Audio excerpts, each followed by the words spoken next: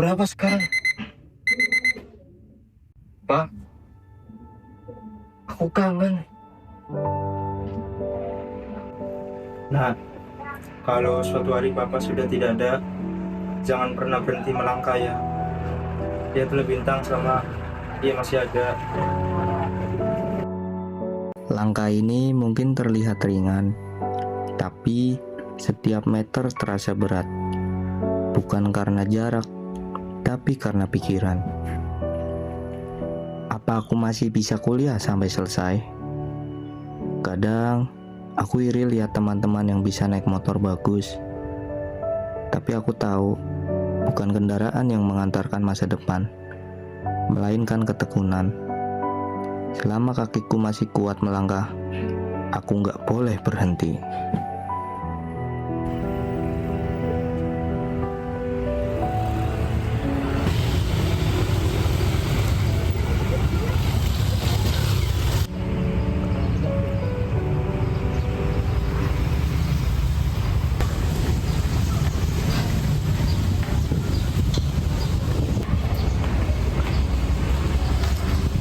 Kebetulan banget nih ada kamu.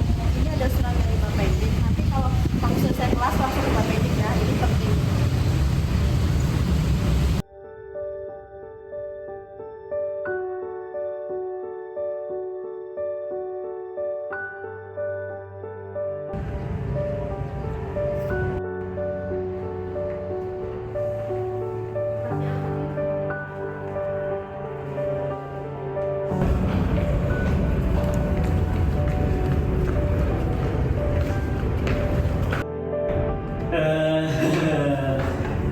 Ada surat cinta tuh. Isinya apa? Jangan-jangan pegangan lagi. Pantesan tiap hari jalan kaki. Orang motor aja mampunya lagi buat bayar kuliah. Dengerin, Pep, Rapep. Iya, kuliah aja gak mampu, buang-buang waktu aja. Udah lah, Pip. Kuliah itu buat orang yang punya, bukan orang yang gak punya kayak kamu. Kalian boleh ngomong apa saja, aku nggak akan berhenti.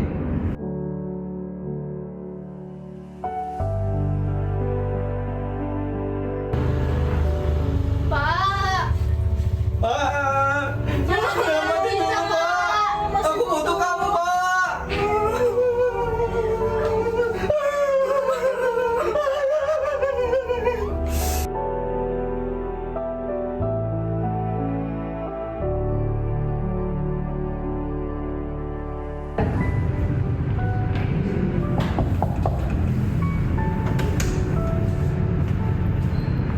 Permisi. silakan masuk. Raffi, silakan duduk tuh. Saya langsung saja ya. Jadi kamu itu sesuai catatan administrasi udah menunggak biaya kuliah selama 2 semester.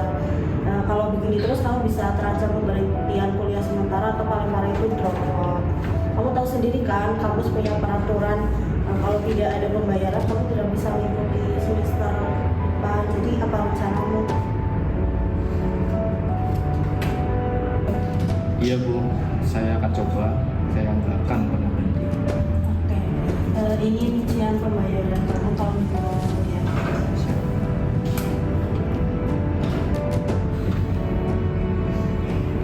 Kenapa semua harus terasa seberat ini? Kadang aku mikir, kalau Bapak masih ada, mungkin semuanya nggak sesulit sekarang. Tapi aku harus kuat.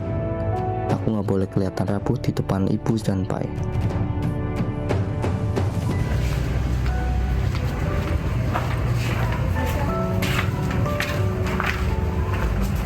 Assalamualaikum. Waalaikumsalam.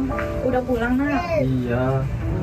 Kok mukamu terlihat murung begitu sih, Nak? Soalnya aku habis panggil sama Mbak Pendik suruh buat surat pernyataan untuk membayar UKT.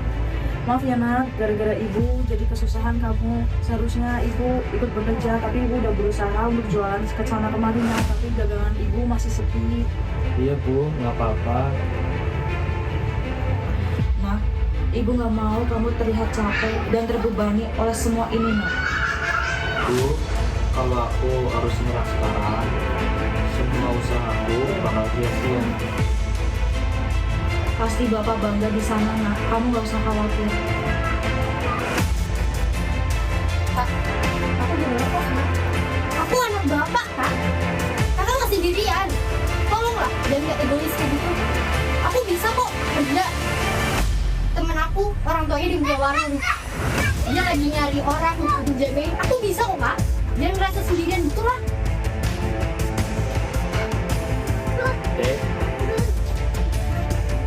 Kamu nggak usah khawatir. Masalah kuliah biar kakak yang nanggung. Cukup semuanya. Ibu gak mau lihat kalian terbebani semuanya. Biar ibu saja yang menanggung.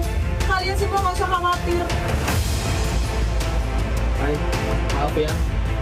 Maaf buat kakak selalu buat kamu.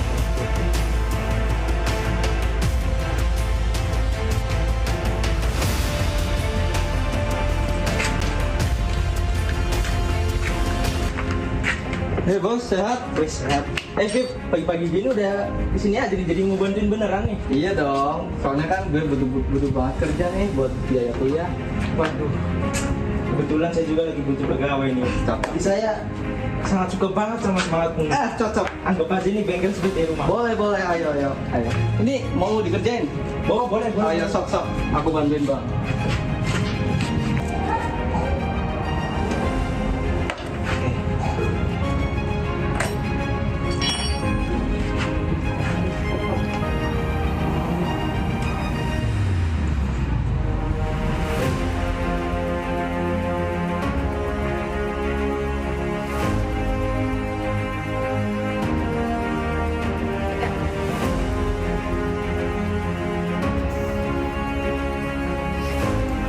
Rasis, kamu datang lagi. Ada yang bisa saya bantu?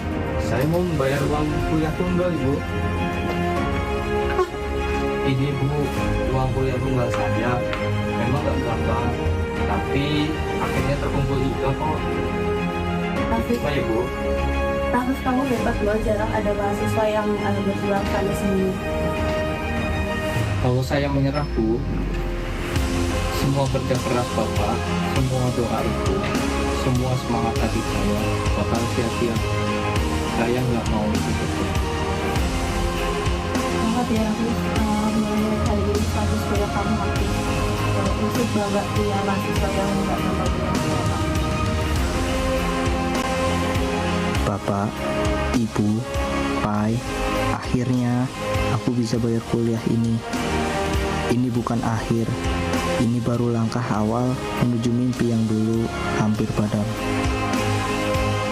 Pak, aku ingat pesanmu. Hidup bukan soal berapa kali kita jatuh, tapi berapa kali kita bangkit. Hari ini aku memilih bangkit. Ada yang balik lagi nih. Gue kira udah angkat tangan. Ada yang ikut juga ya ternyata. Kirain udah nyerah. Salut deh. Meskipun ya telat banget kan. Iya.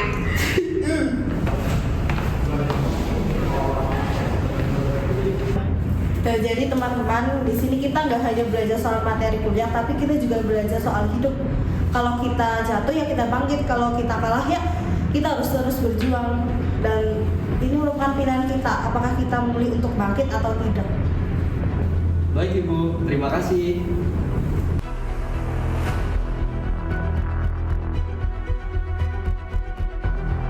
Bapak, akhirnya aku sampai di sini. Aku lulus kuliah di Unsud, kampus yang juga lahir dari semangat perjuangan Jenderal Sudirman. Beliau sakit, tapi tetap memimpin perang. Aku susah, tapi aku tetap berjuang. Semua ini untuk ibu, untuk Pai, untuk bapak di sana. Lihat. Nak, akhirnya kamu lulus juga. Perjuangan kamu nggak sia-sia. Pasti bapak bangga di sana. Ibu juga bangga banget sama kamu, Nak. Kak, ingat ya pesan bapak, laki-laki harus bisa berdiri di kaki sendiri. Kakak udah buktiin, kakak itu kuat, kakak hebat, kakak keren, kakak tidak sabar selama ini. Kakak berhasil, pasti bapak senang ya. Hai, Bu, aku janji ini bukan yang terakhir. Aku akan terus berjuang.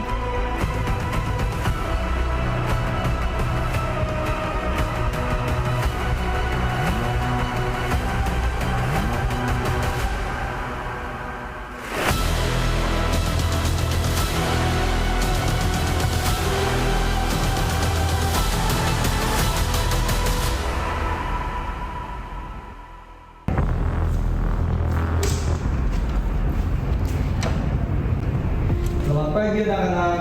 Pagi, Pak. Baik, selamat pagi anak-anak. Oke, baik. Kali ini saya yang mengajar di kelas ini. Mungkin dari kalian mungkin pusing ya sebagai mahasiswa baru yang masih dalam masa-masa SMA, yang mungkin belum ke masa-masa kuliah.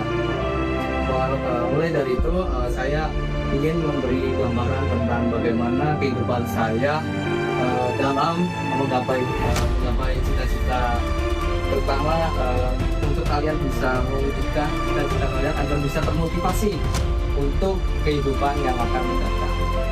Oke, baik.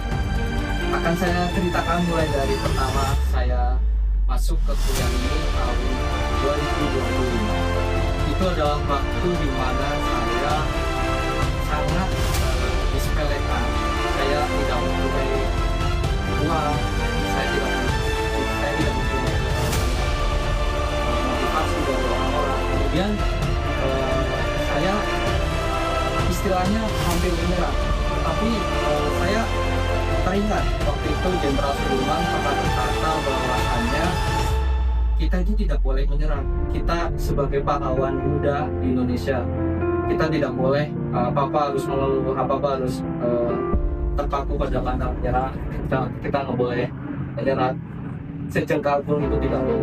Terus kemudian saya bekerja sebagai bengkel. Kenapa saya bekerja sebagai montir kan? Kalian pernah berpikir tidak kalau saya dulu pernah bisa uang kepada UKT, dimana itu adalah titik terendah saya sebagai mahasiswa kala itu. Kemudian saya dipanggil ruang pendik. Setelah itu kemudian saya berusaha mencari pekerjaan. Alhamdulillahnya di dekat kos saya ada yang mau menerima pekerjaan saya, yaitu sebuah montir. Gajinya emang nggak seberapa, tapi setidaknya bisa mencukupi kebutuhan saya, terutama bisa mencukupi kebutuhan biaya UKT maupun biaya hidup saya. Mulai dari itu saya bertanggung juga, kemudian saya tidak akan bertanggung jawab sampai saat ini. Akhirnya saya bisa wisuda dengan IPK yang cukup memuaskan alias cum laude hingga di detik maksud saya di detik akhir ini saya bisa mewujudkan cita-cita saya seperti ini. Mungkin ya